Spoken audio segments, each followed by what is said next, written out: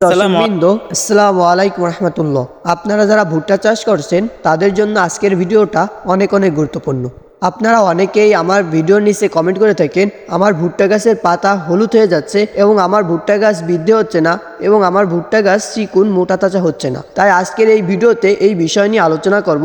মাত্র একটা স্প্রে করলেই কিন্তু আপনার ভুট্টা গাছগুলো খুবই সুন্দর হবে এবং সবুজ হবে, গাছগুলো বৃদ্ধি হবে এবং গাছগুলো খুবই মোটা তাজা হবে একটি স্প্রে করার মাধ্যমে। আপনারা অনেকে অবাক হতে পারেন যে একটা স্প্রে করলে এইগুলো উপকার হয় কিভাবে। এটাই সত্য।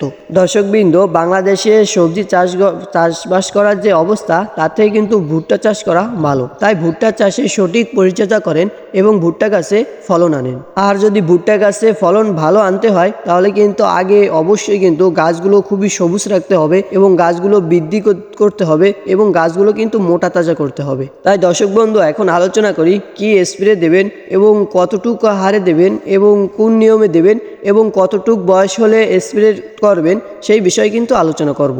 আমিও কিন্তু ভুট্টা চাষ করছি, তাই প্রথমে যে ওষুধটা দেবেন সেটার নাম হচ্ছে পিজিআর। দর্শক বন্ধু, আপনারা অনেকেই ফ্লোরা নামে চিনে থাকেন। এই ফ্লোরাটা কিন্তু একটি কার্যকারী ভিটামিন, তাই এই ফ্লোরাটা ব্যবহার করবেন। এই ফ্লোরা ব্যবহার করলে গাছগুলো খুবই দ্রুত লম্বা হবে এবং গাছগুলো মোটা হবে এবং এর যে বিশেষ কাজ সেটা হচ্ছে গাছের পাতাগুলো খুবই সবুজ এবং সতেজ রাখবে। অনেকের ভুট্টার জমিতে সার দেওয়ার সত্ত্বেও কিন্তু গাছের পাতাগুলো হলুদ হয়ে যায়। আপনারা চাইলে কিন্তু এই ফ্লোরা ব্যবহার করতে পারেন। আপনাদের গাছের বয়স যখন 30 থেকে 35 দিন হবে তখন কিন্তু এই স্প্রে করতে হবে। 50 দিনের যদি বেশি হয়ে যায় গাছের বয়স তাহলে কিন্তু এই স্প্রেগুলো যদি করেন তাহলে কিন্তু ভালো কার্যকারী পাবেন না। 30 থেকে 35 দিন এর মাঝখানে কিন্তু এই স্প্রেটা করতে হবে। তাই আপনারা এই ফ্লোরা পিজিআরটা ব্যবহার করতে পারেন প্রতি লিটার পানিতে 3 ml হারে। এর সাথে ব্যবহার করতে হবে সালফার। সালফার কিন্তু ভুট্টা গাছের জন্য অনেক গুরুত্বপূর্ণ। যে কোনো সবজি গাছের জন্য কিন্তু এই সালফারটা অনেক অনেক গুরুত্বপূর্ণ। এই সালফারটা কিন্তু আপনারা অনেকেই থিওবিট নামে চিনে থাকেন। থিওবিটের মূল উপাদান হচ্ছে সালফার। তাই এই ফ্লোরার সাথে কিন্তু এই সালফার ব্যবহার করতে হবে, তাহলে কিন্তু গাছগুলো কিন্তু অসংখ্য পরিমাণে সবুজ থাকবে এবং গাছগুলো কিন্তু খুবই মোটা হবে এবং গাছগুলো কিন্তু খুবই দ্রুত বলবে। এবং এর সাথে আরও একটা ওষুধ মিশাতে হবে, সেটা হচ্ছে সিলেটের জিঙ্ক। সিলেটের জিঙ্ক অথবা স্প্রে করা জিঙ্ক কিন্তু আলাদা। আপনারা যারা জমিতে জিঙ্ক ব্যবহার করেন বা আমরা যারা জমিতে যে জিঙ্ক ব্যবহার করি সেটা কিন্তু আলাদা এবং স্প্রে করা জিঙ্ক কিন্তু আলাদা। স্প্রে করা জিঙ্কের নাম হচ্ছে সিলেটের জিঙ্ক। আমরা যদি যে কোনো সবজি গাছে যদি আমরা এই সিলেটের জিঙ্ক ব্যবহার করি তাহলে কিন্তু গাছগুলো কিন্তু খুবই দ্রুত বৃদ্ধি হয়। তাই এই ভুট্টা গাছের জন্য কিন্তু সিলেটের জিঙ্ক অত্যন্ত গুরুত্বপূর্ণ।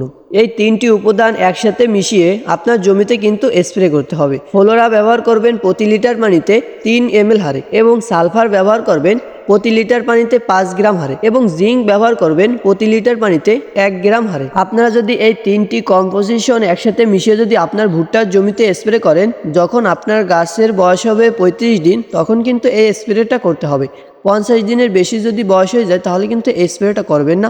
35 দিন বয়স হলে কিন্তু এই স্প্রেগুলো করবেন। যদি স্প্রে করেন তাহলে কিন্তু আপনার জমি আপনি 1 সপ্তাহ বা 5 দিন পরে যেয়ে কিন্তু চিনতে পারবেন না। আপনার গাছগুলো খুবই সুন্দর হবে এবং সতেজ হবে এবং গাছগুলো বৃদ্ধি হবে এবং গাছগুলো কিন্তু খুবই মোটা তাজা হবে। আপনারা অনেক রকমের কীটনাশক ব্যবহার করে থাকেন, অনেক কীটনাশকের পোকার কীটনাশক ব্যবহার করে থাকেন এবং এর পাশাপাশি কিন্তু আপনারা ছত্রাকনাশক ব্যবহার করবেন। আপনি চাইলে কিন্তু এই কম্পোজিশনগুলো ব্যবহার করতে পারেন। আমিও কিন্তু একজন ভুট্টা চাষি, আমি ব্যবহার করি এবং করছি, তাই আপনাদেরকেও করতে বলতেছি।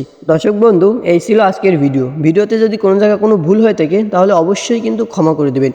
আমি কিন্তু একজন সবজি চাষি। দর্শক বন্ধু, সবার বুদ্ধি বা সবার জ্ঞান বা সবার অভিজ্ঞতা কিন্তু একই না। আমার যে অভিজ্ঞতা, যে আমার এই ক্ষুদ্র জ্ঞান থেকে আমি যেটা জানি সেটা আপনাদেরকে বললাম। আপনারা কিন্তু অবশ্যই যাচাই বাছাই করে স্প্রেটা করতে পারেন। দর্শক বন্ধু, এই ছিল আজকের ভিডিও এবং এই চ্যানেলে কিন্তু এরকম কৃষি বিষয়ক নানা রকমের ভিডিও আপলোড করা হয়। আপনি চাইলে কিন্তু এই চ্যানেলটি সাবস্ক্রাইব করে রাখতে পারেন। তো দর্শক বন্ধু, সবাই সুস্থ থাকেন, ভালো থাকেন। আসসালামু আলাইকুম রহমতুল্লাহ।